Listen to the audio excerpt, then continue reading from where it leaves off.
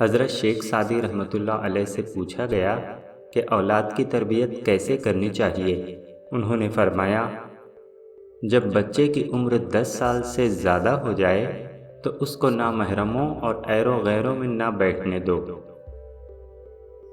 اگر تجھے بچے سے محبت ہے تو اس سے زیادہ لاڈ پیار نہ کر۔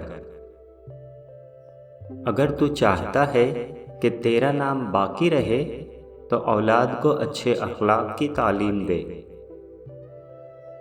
بچے کی تمام ضرورتیں خود پوری کرو اور اس کو ایسے عمدہ طریقے سے رکھو کہ وہ دوسروں کی طرف نہ دیکھے۔ شروع میں پڑھاتے وقت بچے کی تعریف اور شاباشی سے اس کی حوصلہ افزائی کرو۔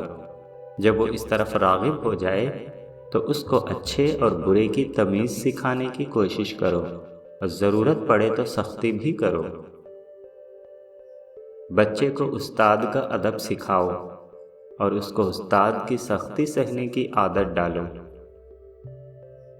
بچوں پر کڑی نگرانی رکھو تاکہ وہ بروں کی صحبت میں نہ بیٹھیں۔ بچے کو دستکاری سکھاؤ، اگر وہ ہنرمند ہوگا تو برے دنوں میں بھی کسی کے سامنے ہاتھ پھیلانے کی بجائے اپنے ہنر سے کام لے سکے گا۔